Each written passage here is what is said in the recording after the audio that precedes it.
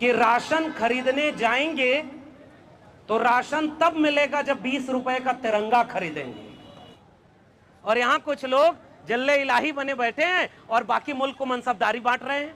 हबीब ने लिखा है कि हक बात पे कोड़े और जिंदा, जिंदा का अर्थ होता है जेल, हक बात पे कोड़े और जिंदा, बातिल के शिकंजे में है ये जान, इंसान है कि सहमे बैठे हैं, खूंखार दरिंदे हैं रक्सा, इस जुल्म सितम को लुत्फ करम, इस दुख को दवा क्या लिखना, सरसर को सबा, जुल्मत को जिया, बंदे को खुदा क्या लिखना। मैं हबीब को याद करते हुए इस समय इस मुल्क में कुछ लोग जो सत्ता पर बैठकर खुद को खुदा से ज्यादा बड़ा समझ रहे हैं, उनको संबोधित करते हुए कह रहा हूं कि उनके फरमान निकले हैं कि आजादी का अमृत महोत्सव सब लोग मनाएंगे और शर्त यह होगी कि राशन खरीदने जाएंगे तो राशन तब मिलेगा जब 20 रुपए का तिरंगा खरीदेंगे। और तिरंगा अगर आप नहीं खरीदते हैं तो आपकी देशभक्ति संदिग्ध है। इस शर्त से हुक्मरानों ने यह हुक्म दिया है कि जश्न मनाया जाए आजादी का।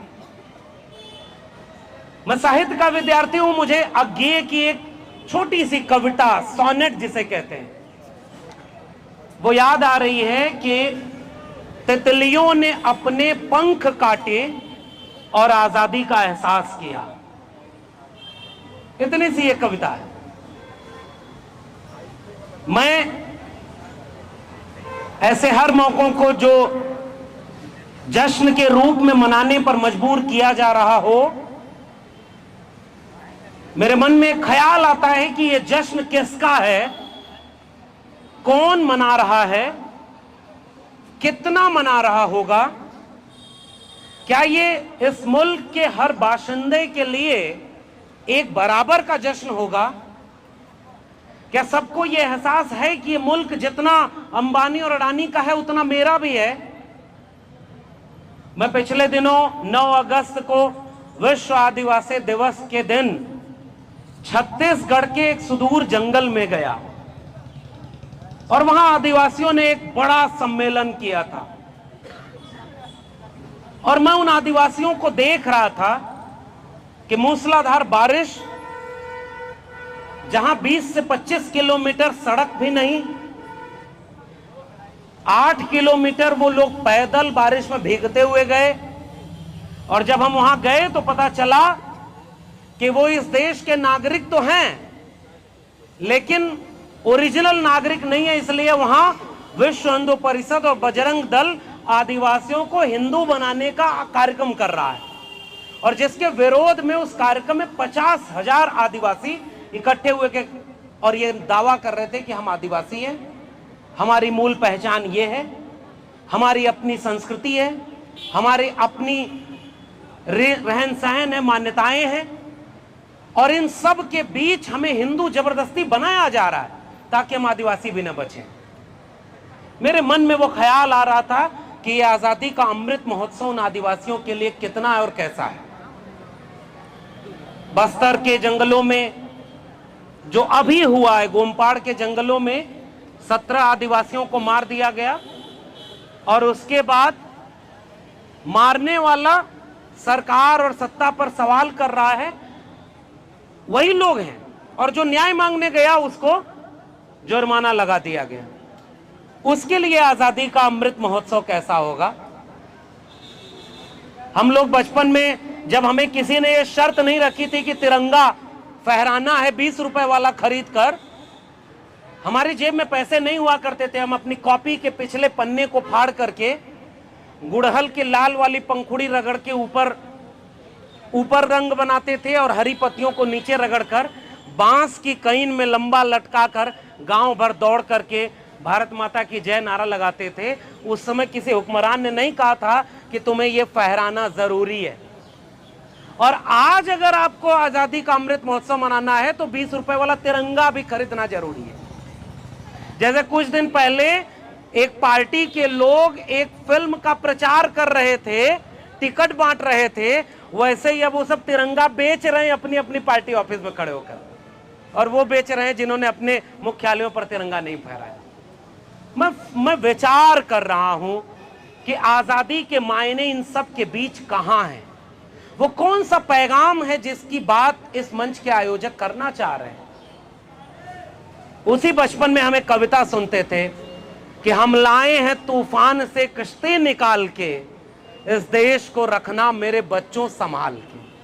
हालांकि केवल बच्चों का, बच्चियों नहीं कहा उसमें, हम हाईली जेंडर बायस्ड भी तो हैं। न रहो न निराश करो मन को, कुछ काम करो कुछ काम करो, वैसे ही यहां भी।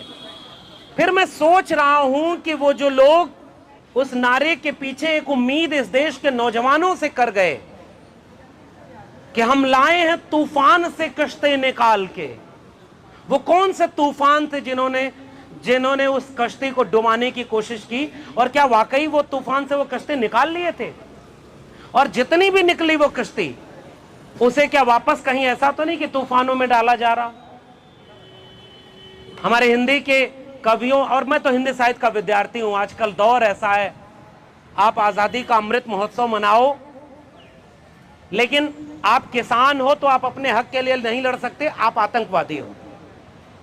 आपको देश की मीडिया ये कहेगी कि इस देश के किसान खालिस्तानी हैं, और उसी किसान आंदोलन के मंच पर जो 3 पहलवान बैठे, वो जब सोना जीत के आएंगे तो राष्ट्रभक्ति के लिए उनको सम्मानित किया जाएगा, और जब वो किसान आंदोलन के समर्थन में है तो वो खालिस्तानियों के समर्थन में। इस देश के आदिवासी जब अपने हक के लिए आजाद मुल्क में आंदोलन करे तो वो नक्सली है, उसे गोली मार दिया जाए, और जब सवाल पूछा जाए तो कहा जाए मिस्टेकन आइडेंटिटी है, तो फिर वो आइडेंटिटी कहां है जिसकी आजादी का जश्न मनाया जा रहा है?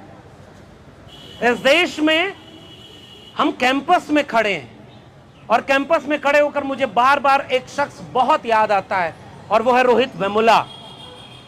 इसी आजाद मुल्क में रोहित वेमुला को केवल इसलिए सांस्थानिक हत्या झेलनी पड़ी क्योंकि वो इस आजाद मुल्क की आजादी की सबसे बड़ी शर्त निभा रहा था, वो सवाल पूछ रहा था, और सवाल पूछने के नाते उसको इतना उसका दमन किया गया कि उसकी सांस्थानिक हत्या हुई। कौन है आजाद इस मुल्क में? कितना है आजाद? आज जब इस अकादमिक परिसर में खड़े होकर हम ये सवाल पूछें, क्या इस मुल्क के गरीब, कमजोर, मजलूम किसानों के बच्चों को या उन किसानों मजदूरों को ये आजादी है क्या कि वो अपने बच्चे को एक बेहतर तालीम दिला पाएंगे? नहीं है, क्योंकि वो जितना फीस उस प्राइवेट स्कूल और विश्वविद्यालय में लगेगी वो आपके पास नहीं है, इसलिए आप आजाद नहीं हैं अपने बच्चे को अच्छी तालीम दिलाने के लिए। आप आजाद नहीं हैं। दिल्ली विश्वविद्यालय जैसे विश्वविद्यालय में अब CUCET जो आया है, कॉमन एंट्रेंस टेस्ट, इसमें अपने बच्चे को अगर क्वालिफाई नहीं कर पाया तो अब दाखिला भी नहीं मिल पाएगा। और अब नई शिक्षा नीति के नाम पर ये जब सब कुछ बेच दिया गया है, असर थोड़े दिन बाद दिखेगा, और जो देख रहा है उसे दिख रहा है कि कैसे लोन पर अब शिक्षा ली जा रही है। तो जब इसी विश्वविद्यालय की फीस 5 लाख 10 लाख रुपए BA की हो जाएगी, तो क्या आप आजाद हैं कि आप अब दिल्ली विश्वविद्यालय से शिक्षा ले पाएंगे? किसकी आजादी फिर? कौन है आजाद? और सिलेबस बदल रहे हैं आप जश्न आजादी मनाते हुए। मेरे हिंदी साहित्य के सिलेबस को कितना बदल पाओगे? कबीर से लेकर के, रैदास से लेकर के पूरे संत काव्य ने सवाल पूछा, और सत्ता के प्रतिरोध में सवाल पूछा। तुलसी जिसने रामचरितमानस लिखी, एक तो ये जो सबसे बड़ी राष्ट्रभक्ति का सर्टिफिकेट बांट रही, ये सब खुद तो पढ़ते नहीं, पढ़ते तो नफरत नहीं कराते। उसी तुलसी ने लिखा कि हम चाकर रघुबीर के पट्यो लिख्यो दरबार, तुलसी अब का होएंगे नर के मनसबदार। और यहां कुछ लोग जिल्ले इलाही बने बैठे हैं और बाकी मुल्क को मनसबदारी बांट रहे हैं। और उनका सबसे बड़ा भक्त कह रहा है कि मैं किसी इंसान की गुलामी क्या करूंगा, और वो आपको अपना गुलाम बना रहे हैं। उस सिलेबस को आप कैसे बदलोगे? उसमें कबीर को कहां पढ़ाओगे? हमारा हिंदी का कवि एक सवाल पूछता था हर आजाद मुल्क के बाशिंदे के तरफ से कि आजादी का जश्न मन रहा है, गणतंत्र दिवस मन रहा है, राष्ट्र गीत में भला कौन वह भारत भाग्य विधाता है, फटा सुथन्ना पहने जिसका गुण हर चरना गाता है, कौन कौन है वह जनगण मन, अधिनायक वह महाबली, डरा हुआ मन बेमन जिसका बाजा रोज बजाता है। हमारे पूरी विरासत ने यह हमें तालीम दी है कि जो इस मुल्क के सबसे कमजोर पायदान पर खड़ा कर दिया गया शख्स है, उसके साथ खड़े होकर इस मुल्क के सबसे ताकतवर बाशिंदों से सवाल पूछो, आजादी का मतलब यह है। और उस आजादी के जश्न को मनाने वाले इस सवाल को नहीं पूछ रहे। हाथ में तिरंगा ले लो, आपको कोई भी कुछ नहीं कहेगा, आप सबसे बड़े देशभक्त हो गए।